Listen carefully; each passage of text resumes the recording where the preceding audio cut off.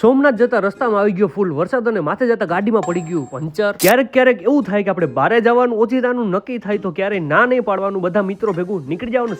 સવારમાં પી લીધો અમે ચા ને સામે માધવપુર બીચ એવો મસ્ત દેખાતું તો આવી ગયા. પછી અમે સવારના પોરમાં માધવપુર બીચ સાઈડ ને બે બંદા લોકોને ચડાવી દીધા ઊંટ ઉપર. એકાદું નારિયેલ પાણી પીને પછી ત્યાંથી અમે સીધા નીકળી ગયા અને આગળ જતા જ રસ્તામાં થઈ ગયું પંચર. આ તો બાજુમાં દુકાન મળી ગઈ તો વાંધો ના આવ્યો અને ફરી પાછા ત્યાંથી અમે નીકળી ગયા. અને આ બાજુથી નીકળો તો તમે માંગરોળનો સ્પેશિયલ હલવો એક વખત ટ્રાય કરજો. અને ફરી પાછા ત્યાંથી અમે નીકળી ગયા અને ફાઇનલી પહોંચી ગયા સીધા અમે સોમનાથ ને ગાડી પાર્ક કરીને પછી ત્યાંથી આવી ગયા સીધા અમે મંદિર બાજુની. અને અંદર વિડીયો શૂટિંગ ઉતારવાની મનાઈ છે તો બારે મોબાઈલ રાખીને તમને કરાવી દો બારેથી દર્શન. અને ફરી અમે દર્શન કરીને આવી ગયા પછી અમે સીધા બાર ત્યાંથી બાજુમાં આવી ગયા અમે સીધા જમવા માટે. અને જમીને હજી ઉભા થયા એટલી ઘડીમાં જ આવી ગયો ફૂલ વરસાદ. અને જો તમે સોમનાથ આવતા હોય તો જરૂરથી તમે એક વખત આ બાજુની સાઈડમાં આવજો, કેમ કે આ બાજુની સાઈડનો બીચનો વ્યૂ છે એક નંબર. તમે જોઈ શકો છો બધી બાજુની સાઈડમાં કેટલું પબ્લિક છે. અને થોડી વાર રહ્યા અને હતા એટલા ફોટા પાડીને પછી ત્યાંથી અમે સીધા નીકળી જવાના હતા ઘર બાજુ. પણ રસ્તામાં એટલા બધા હલવાની દુકાનો હતી કે તમે આખું ખુલ્લી રહી જાય. મોર મિની બ્લોગ માટે ડુ લાઈક, શેર અને સબસ્ક્રાઇબ. Bye bye.